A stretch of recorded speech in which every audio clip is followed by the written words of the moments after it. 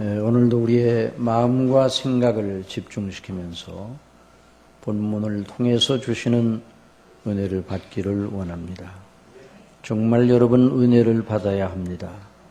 사도 바울은 고린도 후서 6장에서 우리가 하나님과 함께 일하는 자로서 너희를 권하노니 하나님의 은혜를 헛되이 받지 말라. 내가 은혜 베풀 때 너를 듣고 구원의 날에 너를 도왔다 하셨으니 보라 지금은 은혜 받을 만한 때요 보라 지금은 구원의 날이라. 그렇게 말씀을 했습니다. 지금은 은혜 받을 만한 때요 또한 구원을 받을 만한 때입니다. 여러분이 성경을 보면 이 구원 문제에 대해서 아주 긴박하고 시급하고 절박하게 말하고 있습니다. 구원이라는 말 속에는 구원받지 못하면 멸망한다는 전제가 숨어 있습니다. 그래서 이 구원을 받느냐 아느냐는 문제는 선택 사양의 문제가 아닙니다. 옵션이 아닙니다. 구원을 받지 못하면 멸망인 것이에요. 하나님이 세상을 이처럼 사랑하사 독생자를 주셨으니 이는 저를 믿는 자마다 멸망치 않고 영생을 얻게 하려 하십니다. 하나님이 그 아들을 세상에 보내신 것은 세상을 심판하려 하심이 아니요 저로 말미암아 세상이 구원을 받게 하려 하심이니라. 저를 믿는 자는 심판을 받지 아니하는 것이요 믿지 아니하는 자는 하나님의 독생자의 이름을 믿지 아니하므로 벌써 심판을 받은 것이냐. 이렇게 절박하게 구원의 메시지를 성경은 계속 줄기차게 주고 있습니다. 그런데도 사람들은 얼마나 이 구원 문제에 대해서 별 관심이 없고 또 그런 것은 다른 모든 문제를 해결하고 난 다음에 여유가 있을 때 생각할 문제라는 식으로 그렇게 생각들 합니다. 이 악한 세대의 풍조인 것이에요. 여러분 어느 시대나 사람의 세대는 정말 악하였습니다. 사도시대에도 사도 베드로가 이 패역한 세대에서 구원을 받으라 말씀을 했어요. 패역하다는 그 말은 하나님이 없고 이 세상뿐인 영혼의 문제를 생각지 않고 육체의 정욕을 따라서 자신을 온전히 방탕에 방임하여 자기의 지금과의 그리고 앞으로의 영원한 내세가 자기 운명이 어떻게 될지도 알지 못하고 그저 되는 대로 날짜 흘러가면 흘러가는 대로 그냥 아무 목적도 없이 살아가는 그런 풍조, 그것이 패역한 정신입니다. 우리 예수님께서 우리 주 예수님께서 이 땅에 하나님의 거룩하신 뜻을 받들어 당신의 택하신 백성들을 구원하러 이 땅에 오셔서 구속을 이루셨습니다. 그 예수님이 말씀하시기를 아비나 어미를 나보다 더 사랑하는 자는 내게 합당치 아니하고 아들이나 딸을 나보다 더 사랑하는 자도 내게 합당치 아니하다. 그렇게 말씀을 하셨어요. 자기 목숨을 얻는 자는 잃을 것이요 나를 위하여 자기 목숨을 잃는 자는 얻으리라. 어떤 사람이 예수님을 믿고 따를 결심을 하게 되었습니다. 그러나 한 가지 예수님에게 양해를 구하였습니다. 주여 나로 먼저 가서 내 부친을 장사하게 허락하옵소서. 이 말씀은 부친이 이제 운명하여서 장사를 지내야 할 일이 있습니다. 그 말이 아니라 부친을 공양하다가 부친이 이 세상에서 모든 삶을 살고 마쳐 죽은 다음에 그 다음에야 내가 주님을 따르겠습니다. 그런 말씀입니다. 그러나 예수님께서 단호하게 대답을 하셨습니다. 예수께서 가라사대 죽은 자들로 저희 죽은 자를 장사하게 하고 너는 나를 쫓으라. 여러분, 예수님을 믿고 구원받는 일보다 우선하는 일이 있어서는 안 된다는 것이에요. 예수님을 믿는 사람들은 부모를 위하지 말아야 된다는 그 말씀이 아니라 예수 그리스도를 믿고 구원받는 문제를 가장 우선에 놓아야 된다. 이 하나님의 자녀들, 백성들의 마땅한 자세입니다. 여러분 학생들에게 부모들이 공부 잘해서 출세하거라, 그래서 하나님께서 주시는 복을 받아가지고 잘 되거라, 이렇게 가르치면 안 되는 거예요. 물론 하나님께 복을 받는데 모든 것이 다 하나님께로부터 오는 것만은 틀림없지만은 인생에게 하나님께서 복을 주시려고 계획하신 그 영광스러운 일, 당신의 아들을 통해서 이루시려는 일은 바로 구원이에요. 구원. 멸망에서 구원을 받는 영생을 주시려 하심입니다. 그러므로 학생들에게, 어린이들에게, 아니 어떤 연령대에 있는 사람들 모두가 영생의 문제가 가장 우선하다는 것을 알고 그걸 앞세우고 그 다음에 모든 삶은 그 다음의 문제인 것을 알아야 될 것입니다. 그런 영생을 얻고 구원받고 영적으로 깨어난 사람은, 하나님과 생명의 관계를 가진 사람은 빈둥거리지 않습니다. 방탕의 자신을 방임하지 않습니다. 하나님이 기뻐하는 삶을 살기 위해서 자신을 구원하신 하나님의 영광을 위하여 자기에게 맡겨주신 모든 시간과 은사와 모든 재능을 다 들여서 하나님이 기뻐하는 삶을 살려고 하니 그 사람들의 삶이 또 빛나는 삶이 되는 것이에요. 그와 같은 은혜를 베풀어 주시는 것이에요. 영생의 문제를 해결하지 못하고 영혼 구원의 문제를 뒷전에 두고 다른 일에 분주한 것은 정말 안 되는 것이에요. 사랑하시는 성도 여러분, 오늘 우리가 하나님 앞에 예배를 드리면서 그래서 은혜를 받아야 합니다. 은혜를 받는다는 것과 구원을 받는다는 것을 별개적으로 생각하면 안 되고, 구원을 받은 사람도 은혜를 받아야 되는데 더 그 그리스도의 구원의 은혜의 영광을 더 깊이 깨닫고 주님 안에서 견고히 더 서야 되는 겁니다. 그래서 교회에서 주는 메시지는, 하나님의 말씀은 항상 여기에 중점, 여기에 중심을 두고 있어요. 여러분, 세상에서 나는 여러 소리들을 보면 인생에 대한 여러 가지 많은 대안들을 제시를 합니다. 여러분, 아침마다 배달되는 신문이 옛날에는 4면 내지 6면밖에 안 되는데 너무너무 두터운 신문들이 50면, 40면, 50면 두꺼운 신문들이 온단 말이죠.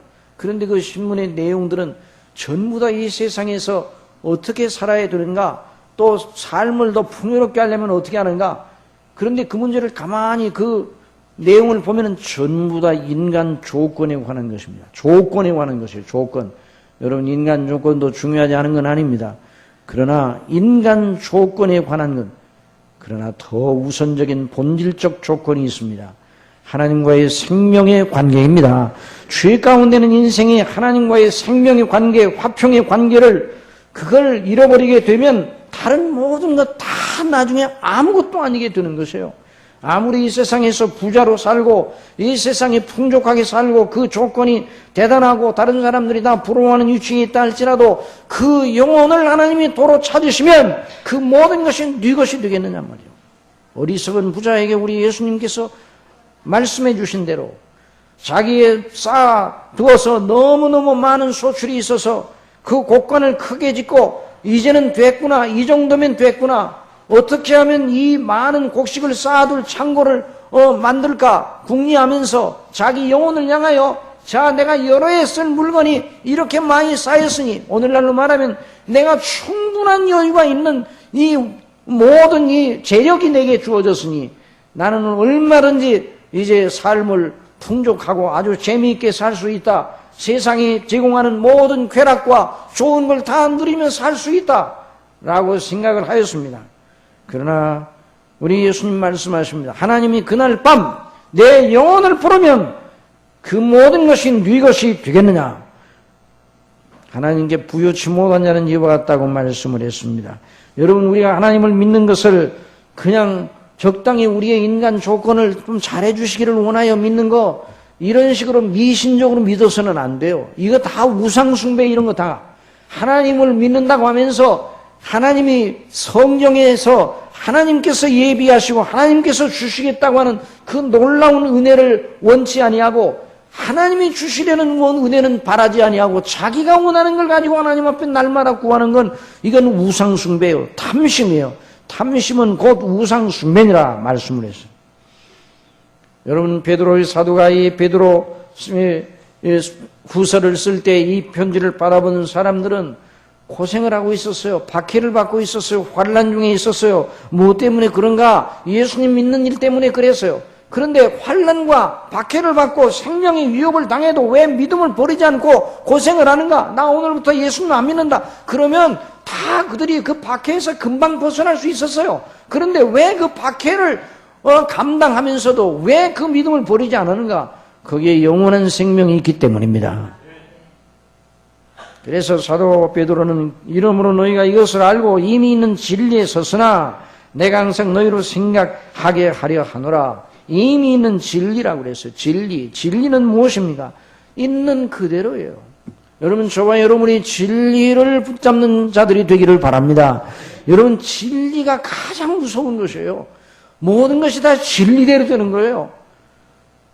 우리가 바라는 희망상 그대로 되는 게 아니에요. 진리를 배반하면 진리로부터 가장 무서운 복수를 당합니다. 하나님의 진노가 불의로 진리를 막는 사람들의 모든 경건 잔음과 불의에 대하여 하늘로부터 쫓아 나타난다고 그랬어요. 진리는 무엇입니까? 있는 그대로가 진리예요. 누가 무슨 말을 했는데 그거 거짓말이다. 그럼 뭐예요? 그 사실과 다르게 말하고 있다는 거예요. 성경이 진리인 건 성경에 기록된 대로란 말이에요. 하나님이 태초에 천지를 창조하셨다. 진리예요.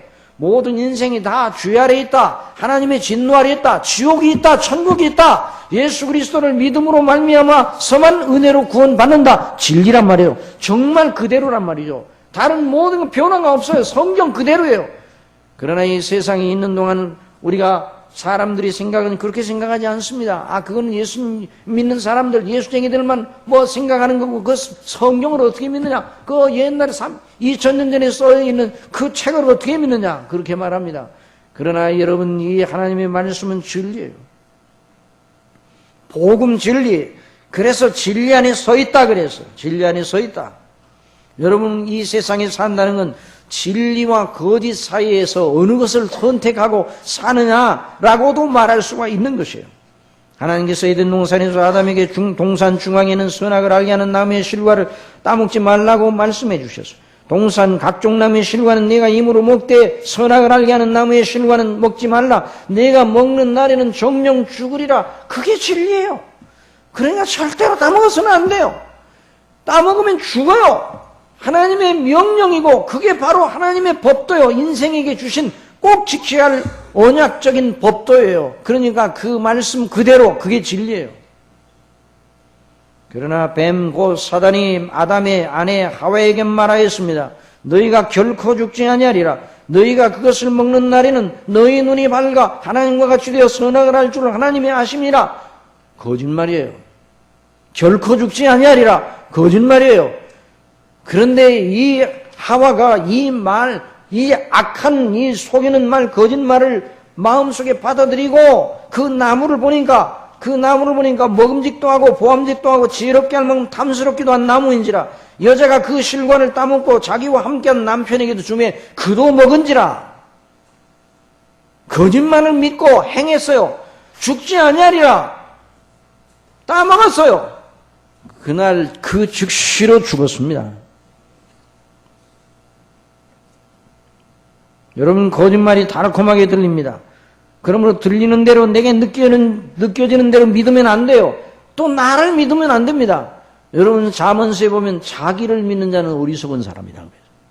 자기 마음을 믿는 자는 어리석은 자다 그래서. 저와 여러분이 자신의 마음을 믿지 않기를 바랍니다.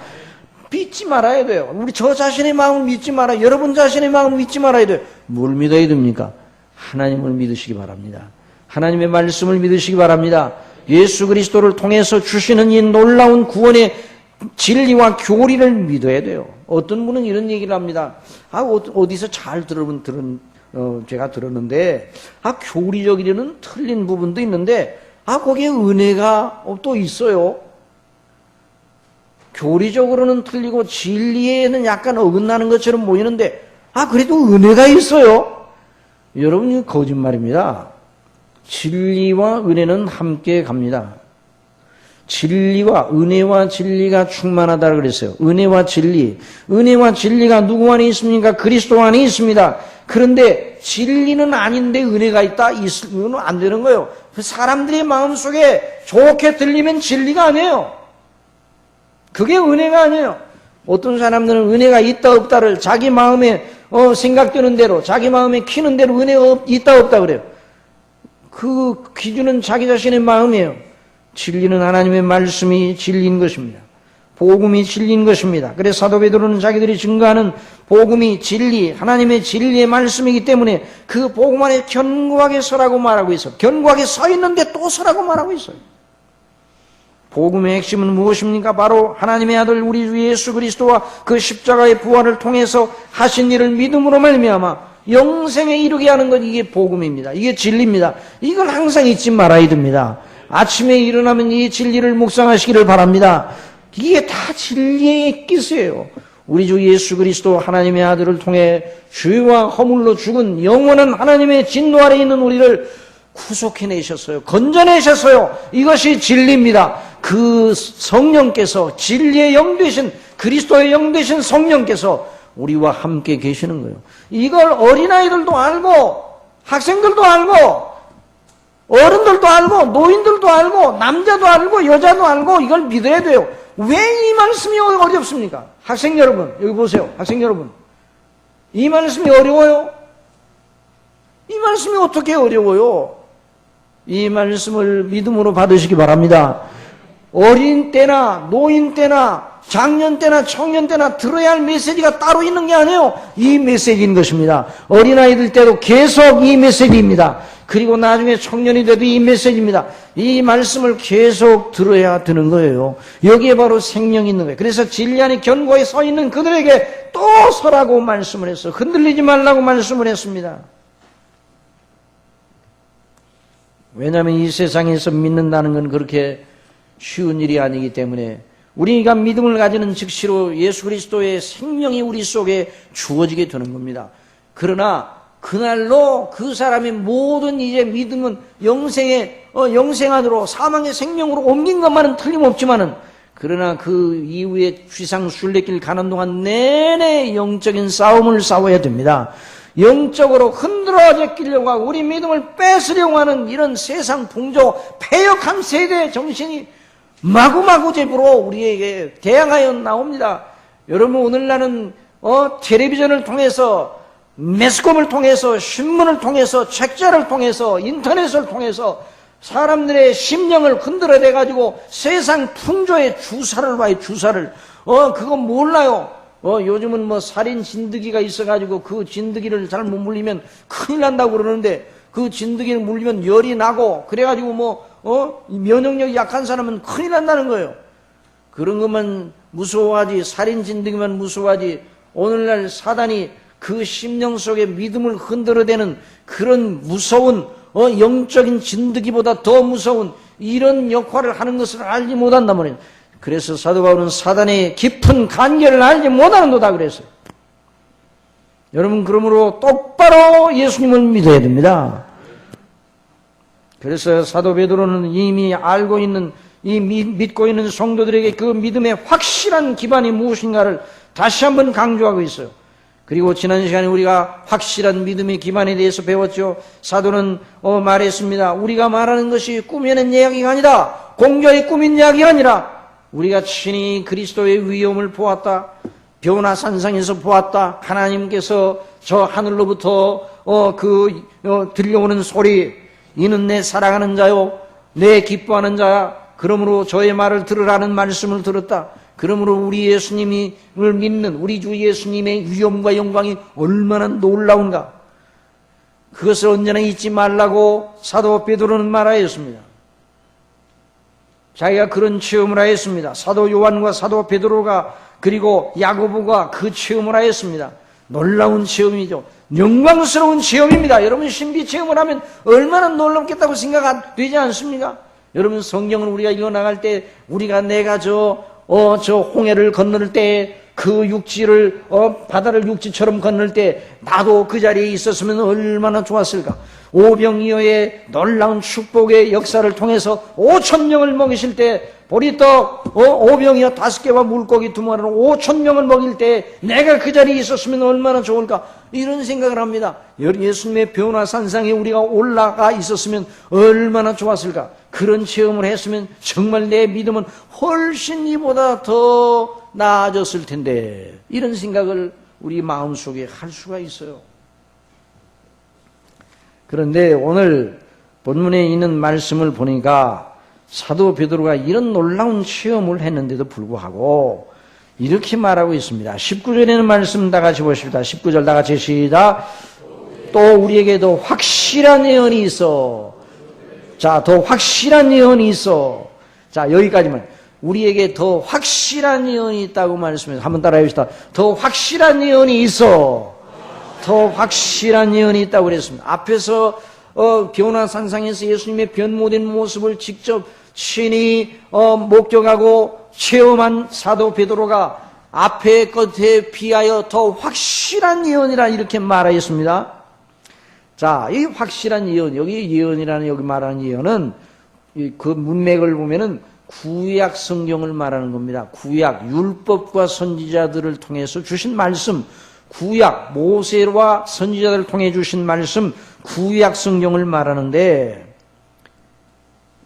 자기가 예수님의 위엄을 친히 친히 목격한 거, 체험한 것보다 구약의 성경 선지자들의 예언의 말씀이 더 확실하다 그랬어요. 다시 말하면 구약 성경이 예수님을 믿는 데 있어서 더 확실한 기반이 된다, 그렇게 말하고 있어요. 사도가 직접 체험한 것보다 사도가 직접 예수님의 변모된 모습, 눈과 같이 휘어지고 찬란한 모습으로 예수님이 변화된 그 모습을 직접 목격한 것보다 훨씬 더 확실하다, 그렇게 말씀을 하고 있어요. 자, 이 부분을 잘 들어야 됩니다. 잘 주목하시기 바랍니다. 이 부분을 잘못 해석을 하면 엉뚱하게 해석할 수가 있어요. 왜냐하면 단순하게 문맥을 따라 더 확실하다 그러면 앞에 것은 확실하지 않다. 자, 좀 눈 뜨세요. 정신 똑바로 차려요. 이 부분을 잘 봐야 오늘 설교의 요점을 알고 가는 거예요. 아시겠습니까? 어떤 의미에서도 확실한가? 원래 말더듬이면, 말더듬이가 설교를 하면 절대로, 조는 사람이 없잖아요. 왜냐하면, 더듬더듬하니까, 아이고, 목사님 저럴 때는 저렇게 말씀하시면 되는데, 왜 이렇게 답답하게 그러시냐. 그러니까 전부 다 목사님을 도와드리는 거야. 너무, 이 말을 그냥 어둔어둔하니까. 저도 한번 일부러 한번 그래 볼까요? 그냥 쭉 얘기를 하니까 이제 처음에는 그냥 자장가처럼 쫙 들려가지고 그냥 너무너무 그냥 알아서 다 목사님이 알아서 다 말씀하시니까 나는 돕지 않아도 된다 그러면 안 된다. 그래 이걸 잘 들어야 돼요. 이 부분을 확실하게 여러분 깨닫고 가야 돼요. 이게 은혜는요, 오늘날 은혜를 주실 때 성령께서 깨달음의 은혜를 주시는 줄 믿으시기 바랍니다. 자, 어떤 의미에서 확실하다고 그랬는가? 만일 문맥을 따라서 앞에 것보다 더 확실하다, 그냥 단순하게 해석을 하면 사도 베드로와 요한과 야고보가 체험한 것은 덜 확실하고 성경은 더 확실하다, 이렇게 이야기하기가 쉽습니다. 그렇게 생각을 하면 사도 베드로가 우리가 크신 위험을 친히 보았다는 그런 증거를 한 것이 약화되는 거예요. 여러분, 사도 베드로가 예수님의 변모된 모습을 직접 체험한 것이 확실합니까? 불확실합니까? 확실합니까? 불확실합니까? 확실합니다. 그런데 왜 더 확실하다고 그랬는가? 그 사실 자체, 진리의 본체 되시는 예수님의 위엄과 그 영광이 너무 놀랍다는 이 사실은 불확실할 수가 없어요.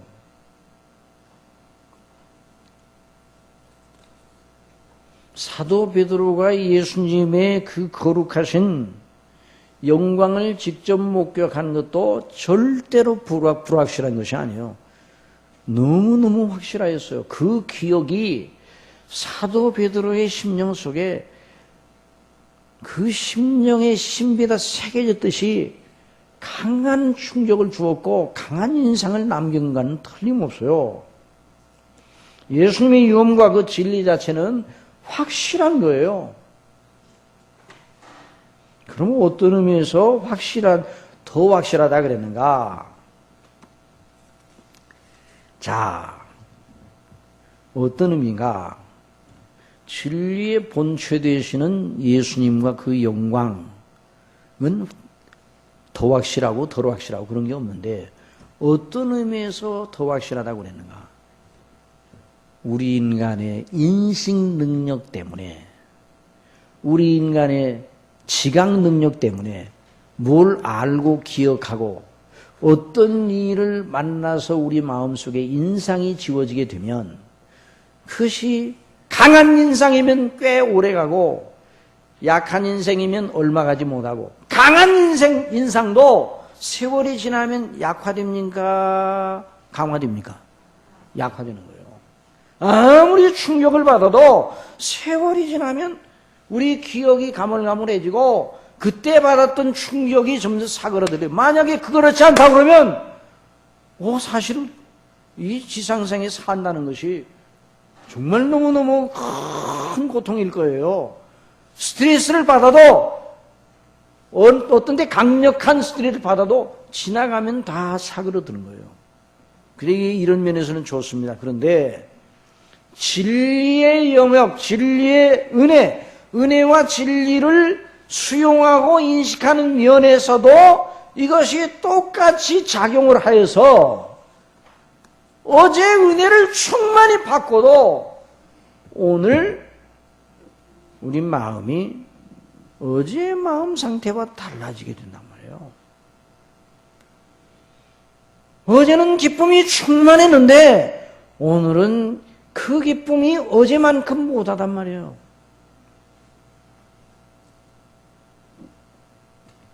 예수님을 직접 가서 배운 세 사도의 그 마음속의 기억의 감격은 너무너무 놀라운 것이었습니다.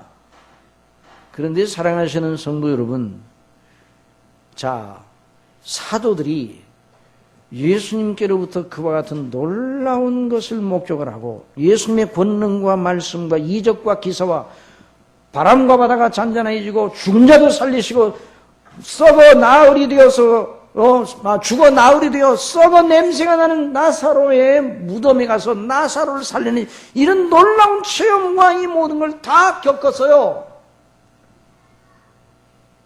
그러니까 어떤 경우에도 주님을 부인할 수 있겠습니까? 없겠습니까? 부인할 수 없는 증거를 사도들이 가졌습니다.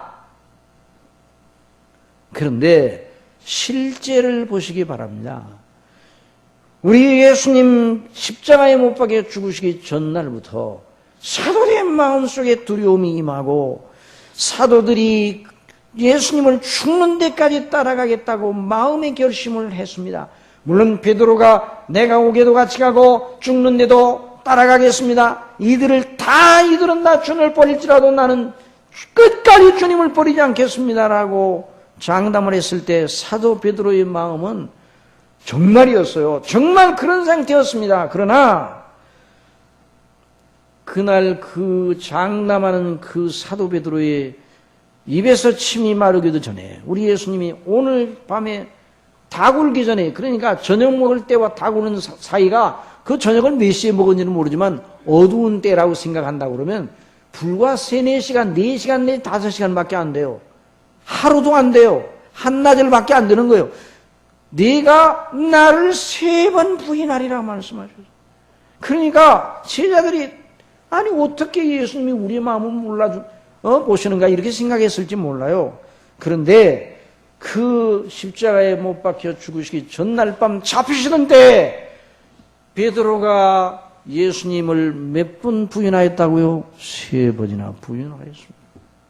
마지막 3번째는 예수님을 저주하는 말을 담아 자기가 예수님과 함께 있지 않았다고 그 여종 앞에 나는 절대로 그런 사람 알지도 못해. 내가 누군데 그런 아주 희한한 사람을 알겠느냐. 저주를 하면서 그렇게 자기의 위험을 모면하려고 애를 썼습니다.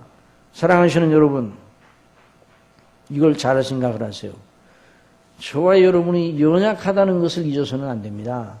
여러분, 믿는다고 하는 건 자기의 연약을 안다는 거예요. 여러분, 사람이 은혜를 받으면 자기가 누구인가를 더 안다는 거예요. 근데 어떤 사람들은 은혜를 받았다고 하는데 자기가 연약하다는 걸 모르고 자기가 강한 줄 아는가 봐요. 이건 은혜를 잘못 받은 겁니다. 여러분, 하나님의 은혜를 받을수록 자기가 연약하다는 걸 압니다. 저와 여러분이 연약합니까? 강합니까?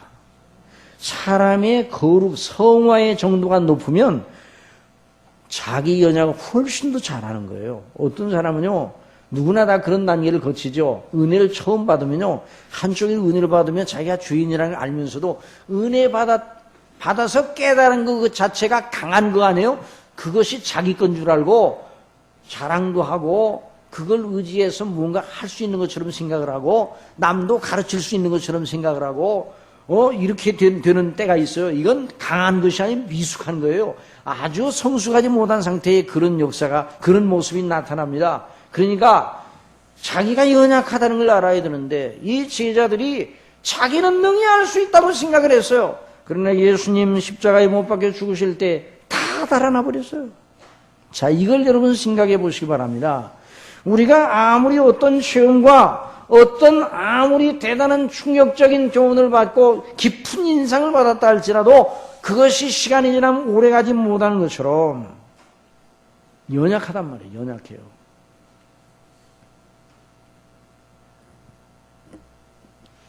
그러니 우리의 믿음이 우리 자신의 힘과 능력으로만 견디된다면 며칠 아니 하루 한참도 견디지 못하게 되어 있어요. 사도가 체험한 것이 대단하였고 진실이었습니다. 그가 3년 반 동안 예수님을 겪어본 것이 대단한 것이었습니다. 그럼에도 불구하고 우리 믿음을 끝까지, 사도들의 믿음을 끝까지 견지해 주는 건 자기들이 겪어보고 자기들이 맛보고 그런 것만이 아니었다는 것이죠. 더 확실한 기반이 있어야 된다는 걸 사도는 여기서 가르치고 있는 거예요. 그것이 무엇인가? 성경입니다. 성경이, 하나님의 말씀인 성경이 믿음의 확실한 기반인 것입니다. 여러분, 그 사도들이 그렇게 놀라운 그 체험을 했음에도 불구하고 그 신비로운 체험, 전 세계 모든 일 중에 단 3번 3사람만이 지상생에 사는 동안 예수님의 변모된 모습을 3사람이 보았는데 그 3사람이 예수님을 끝까지 쫓아가지를 못했어요. 물론 사도 요한은 예수님의 십자가 밑에서 어머니를 모시고 있어서 십자가 밑에서 있었지만 사도 요한의 마음도 예수님이 누구시라는 거 믿고는 있었지만 예수님이 죽는 모습을 보면서 이분이 바로 우리의 영원한 대속주요 영원한 구주시요 메시아라는 그 믿음을 가지고 있었는데 그 믿음이 사그러지는 게 있었어요.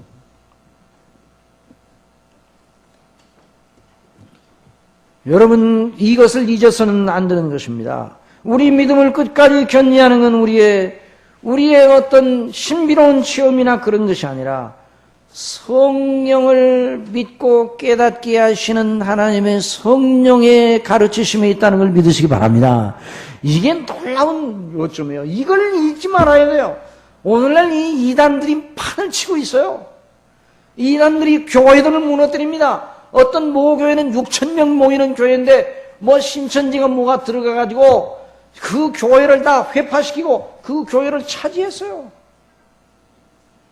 그 교회 6,000명 되는 때까지 뭐 했어요? 교회가 6,000명 되면 뭐하고 10,000명 되면 뭐합니까? 인간적으로 하나님의 진리의 말씀에 대한 성령이 말하는 교리와 진리 안에 견고해 있어서 성령의 감동하심 속에서 믿음이 견디지 못하면 10,000명 아니라 10만 명이 모이는 교회도 음부의 권세가 장악해버리고 마는 것입니다. 여러분, 우리 주님께서 세우시려는 교회는 음부의 권세가 이기지 못하는 교회인 줄 믿으시기 바랍니다. 음부의 권세가 이기지 못한다는 말은 무슨 말인가? 확실한 기반, 그리스도 예수님 안에 있는 대속의 은혜의 비밀 속에 견고히 서 있는 교회가 음부가 이기지 못하는 권세, 음부의 권세가 이기지 못하는 권세요. 예수님의 피가 이기는 줄 믿으시기 바랍니다. 예수님의 대속의 은혜가 승리를 가져다 주는 거예요. 다른 모든 것은 아닌 것이에요. 그래서 하나님의 말씀을 강론하는 것이 그렇게 더디어 보이고 지루해 보여도 그것이 너무나 중요한 것입니다. 우리에게도 확실한 예언이 있어 어두운 데 비추는 등불과 같으니 날이 새어 샛별이 너희 마음에 떠오르기까지 너희가 이것을 주의하는 것이 아니라. 그러므로 사랑하시는 성도 여러분, 여러분이 설교자에게 요구하는 것이 무엇이 되어야 되느냐? 성령을 바르게 강론해 주소서.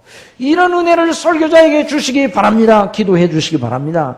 내 입을 열어, 사도 바울이 그 에베소 교인들에게 내 입을 열어 아버지께 기도하여 나를 위해 기도하는 내 입을 열어 복음의 비밀을 담대히 알리게 하옵소서. 이렇게 기도하라고 그랬어요.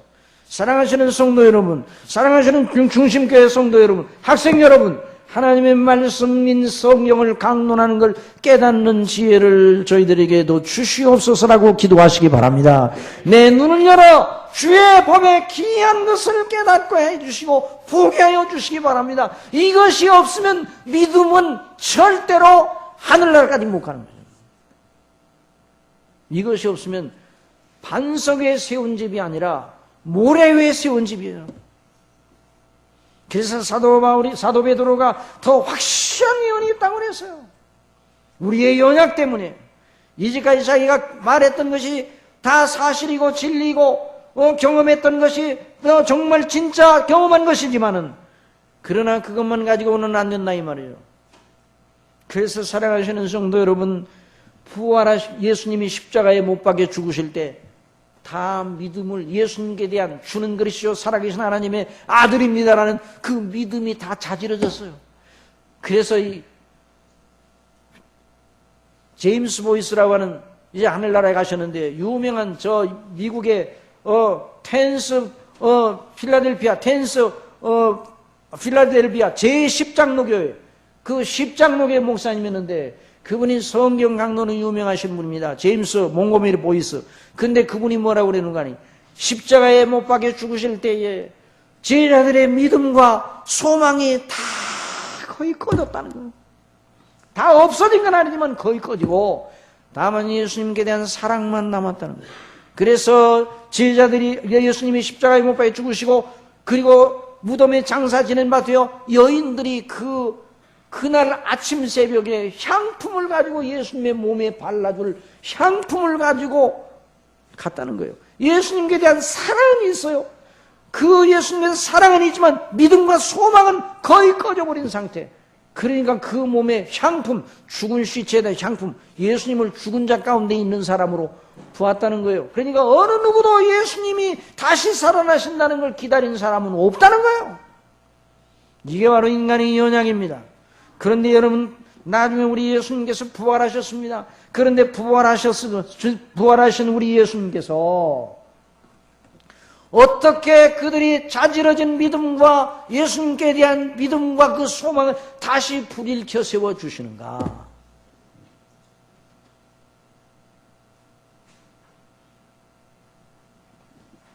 성령을 통해서임을 믿으시기 바랍니다. 성령을. 주님의 죽으심을 보면서 낙담의 예루살렘을 떠나 자기 고향 엠마오로 가는 두 제자가 있었습니다.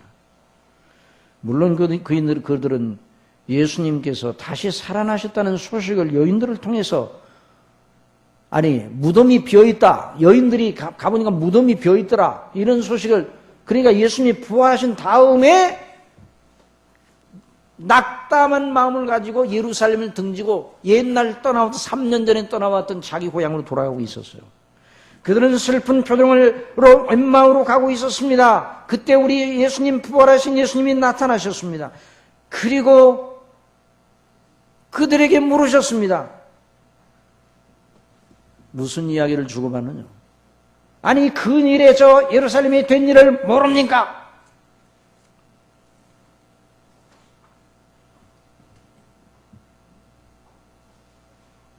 저희의 눈이 가리워져서 그인 줄 알아보지 못하더라 그랬어요. 여러분, 주님은 믿음으로야 볼 수 있는 분입니다. 믿음이 없으면 주님이 안 보입니다. 믿음이 자지러지면 주님이 안 보입니다. 여러분, 생활하면서 주님께 대한 생각이 자꾸만 희미해지잖아요.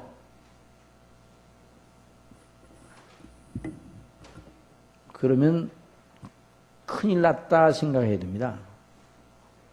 그리고 다시 하나님 앞에 기도하셔야 됩니다. 내 영혼이 진토에 붙어 싸우니 주의 말씀으로 나를 소생시켜 주시기 바랍니다. 뭘로요? 주의 말씀으로. 영적인 눈이 가려워지면 예수님이 보이지 않게 되고 희미하게 보이고 아예 예수님이 생각나지 않게 되는 거예요. 그리고 우리 예수님께서 그들의 눈을 뜨게 하시고 그들을 어떻게 다시 회복시키셨는가. 가라사대 부활하신 예수님이 미련하고 선지자들의 말한 모든 걸 마음에 더디 믿는 자들이요. 잘 들어야 돼요. 이 대목을요. 그리스도가 이런 고난을 받고 자기의 영광에 들어가야 할 것이 아니냐 하시고, 한번 따라해서 이에, 따라가면 돼서 이에 모세와 및 모든 선지자의 글로 시작하여 구약 성경을 가지고 그 말이에요. 더 확실한 예언이 있다는 그 말씀. 모든 성경에 쓴 바 자기에 관한 것, 예수님에 관한 걸 자세히 설명하시니라. 예수님께서 그들 무너진 믿음을 다시 수축하시기 위해서 원하시면 다른 신비로운 일을 능히 행하실 수 있어요. 나를 봐라, 나. 이 십자가에 못 박혔던 이 손을 보거라. 예수님의 제자들이 나타나셨을 때 손과 옆구리를 보이시면서 너에게 평강이 있을 줄 한번 그러신 적이 있어요. 그러나 그 다음에 이 엠마오 제자들의 마음을 이렇게 세웠을 때 어떻게 세우셨는가? 이건 앞으로 모든 성도들을 향한 하나님의 방식이 무엇임을 보여주는 거예요. 예수님께 그리하지 아니하시고 성경의 예언의 말씀, 구약 성경 곧 구주 그리스도를 통해서 구원하시는 하나님의 놀라운 은혜의 방식을 집중적으로 풀어주셨어요. 그리고 어떻게 하셨는가? 저희가 강권하여 가로되, 자, 그 말씀을 들을 때에 하나님의 말씀을 가지고 율법과 선지자들의 글, 구약 성경을 가지고 그리스도의 고난과 죽으심과 부활과 그래서 그걸 통해서 구원하시는 이 구원의 이치에 대하여 설명하시니까 그들이 말해요. 그들이 그 예수님이 아직 예수님이 몰라봤는데 그 예수님을 보내드리고 싶지 않습니다. 저희가 강권하여 가라되 우리가 함께 유하사이다. 함께 계십시다. 때가 저물어 가고 날이 이미 기울었나이다 하니 이에 저희가 함께 유하로 들어가시니라. 저희와 함께 음식 잡수실 때 떡을 가지사 축사하시고 떼어 저희에게 주심에 저희 눈이 밝아져 그인 줄 알아보았더니 예수님은 저희에게서 보이지 아니하시느니라. 저희가 서로 말하되 길에서 우리에게 말씀하시고 우리에게 성령을 불어주실 때 어떻대요? 성령을 불어주실 때 우리 속에서 마음이 뜨겁지 아니하였느냐 하고 그 시로 즉시로 예루살렘을 돌아가서 회복이 돼서 하나님께서 우리 예수님께서 당신의 백성들을 먹이시는 방식이 오늘 어떻게 먹이시는가? 신비로운 체험으로 먹이지 않습니다. 음성 들리게 해서 먹이지 않습니다. 성령을 강론하게 하셔서 먹이심을 믿으시기 바랍니다. 성령을 강론하면 그리스도 예수님의 십자가의 대속의 은혜, 인간이 하나님 앞에 죄인이요 사람 속에 다 부패한 것이 있어 절대로 사람으로 스스로는 구원받을 수 없고, 그래서 하나님께서 당신의 아들 예수님을 이 땅에 사람으로 보내서 그를 죽게 하시고 그 예수님의 죄를 담당케 하시고 지옥 정벌을 다 당하게 하시고 그를 믿음으로 말미암아 믿는 사람들이 은혜로 구원받게 하시는 이 놀라운 이치가 성경에 콘크리트 되어 있단 말이에요. 그래서 그들을 일으켜 세워주셨어요. 제자들이 오순절 성령님의 놀라운 역사를, 오순절 성령 강림하셔서 제자들에게 임하여 성령 충만을 받았을 때 제자들의 변화된 모습이 어떤가? 그리스도를 알되, 그리스도를 알되, 따라서 그리스도를 알되 성령을 통해서 그리스도를 아는 놀라운 능력이 그들에게 주어졌습니다. 그래서 그리스도를 설교하되 그냥 그리스도와 예수님이죠, 나사렛 예수님이 그리스도와 이렇게 말하지 않고 구약이 말하는, 율법과 선지자가 말한 그이가 바로 이 예수님인데, 그가 죽으신 것이 이래서 그 죽으셨고 다시 사신 것이 이러한 것이고, 그러므로 그를 믿음으로 말미암아 죄 사함 받고 영생을 얻는다는 놀라운 비밀을 구약 성령을 가지고 증거를 하게 되었습니다. 성령께서 그렇게 하도록 가르쳐 주셨습니다. 오늘날도 다른 방법으로 당신의 백성들을 구원하지 아니하십니다.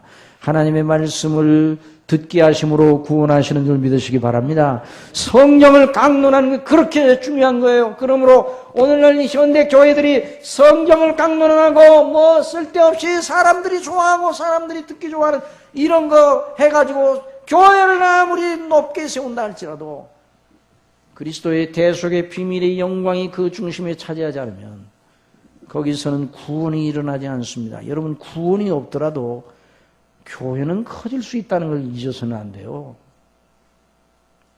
여러분, 이단들의 교회가 지금 무슨 뭐예요? 신천지라는 교회 몇 년 전만 해도 10만 했는데 14만이 됐어요. 통계 숫자가. 여러분, 교회 성장, 외적인 성장, 그 자신만, 어떤 분은 그래요. 와, 우리 교회가 더 많이 모여야 되는데. 여러분, 더 많이 모이는 거 걱정하지 마시고 여러분 각자의 믿음 안에 견고히 서시기 바랍니다. 구원의 영광을 위하여 늘 기도하시기 바랍니다. 그리고 여러분, 우리가 믿는 우리가 복음으로 무장돼야 다른 사람이 전도하여 우리와 같이 믿게 하죠. 우리 스스로는 믿음 안에 견고히 서 있지 못하면서 교회가 외적으로 성장 안 한다고 뭐 이런 소리 저런 소리 하고 그러면 그게 다 마귀의 불화살 역할을 하는 거예요. 우리가 많이 모이든지 적게 모이든지 그리스도 안에 견고한 교회가 되기를 바랍니다. 그래서 서머나 교회가, 빌라델비아 교회가 아주 적은 교회였어요. 역사적으로 보더니 그 본문 말씀입니다. 그러나 하나님이 기뻐하시는 교회였어요. 오늘날 교회가 외적인 어떤 모습과 이런 것이 중요한 것이 아니라 복음 안에 성경이 말하는 대로 바른 강론을 통해 가지고 믿음이 무엇이라는 걸 확고히 알고 어릴 때부터, 학생 때부터, 그 학생들이 듣기 어렵지만 이 말씀을 계속 몇 년 동안 하나님의 말씀 강론대로 들으면 이 학생들 속에 놀라운 변화가 일어날 줄 믿습니다. 아니, 이미 변화가 일어나고 있는 거예요. 모르니까 그렇지. 나중에 이들이 커서 나중에 다 교회의 기둥과 성령의 기둥과 놀라운 역할들을 감당하는 사람들이죠. 그래서 우리 학생들, 어린이들 가운데 설교자도 나오고 신학자도 나오고 그리고 각 분야에서 하나님의 영광을 드러내는 많은 사람들이, 일꾼들이 나와 주의 이름을 높이는 역사가 있기를 바랍니다. 그 속에 예수 그리스도를 통한 대속의 은혜와 영생의 비밀을 가지고 이 세상 살아가는 삶의 목적이 무엇인가를 확실히 깨닫고 성경의 이치를 따라서 성경을 풀어서 그 확실한 기반 위에 서서 그래 나갈 수가 있는 거예요. 더 확실한 예언이 있어 어두운 데 비추는 등불과 같으니 이 본문을 다음 더 한 시간 더 강론하기를 원합니다. 오늘 이 시간에는 우리의 믿음의 기반이 무엇인가? 성경인 걸 잊어서는 안 됩니다.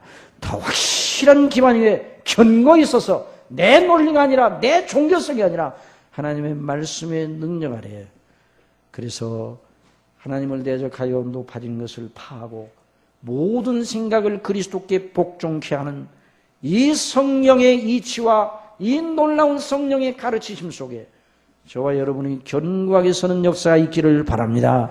아버지 하나님이 이런 은혜를 베풀어 주시기를 바랍니다. 기도하겠습니다. 사랑하시는 아버지 하나님, 더 확실한 예언이 있어 어두운 데 비추는 등불과 같다 말씀하신 아버지, 우리 모든 성도님들, 우리 어린이들, 우리 모든 사랑하는 학생들, 청년들, 모든 이들을 이 말씀대로 하나님의 말씀인 성경의 놀라운 그 이치와 복음의 이치 안에 견고히 세워 주시옵소서. 성령님으로 이와 같은 놀라운 깨달음과 가르침을 부어 주시옵소서. 그래서 우리 교회가 반석 위에 선 주님의 교회로 견고히 서게 하여 주옵소서. 그리고 구원받는 자의 수를 날마다 늘어나게 하여 주옵소서. 예수님의 이름으로 기도드리옵나이다.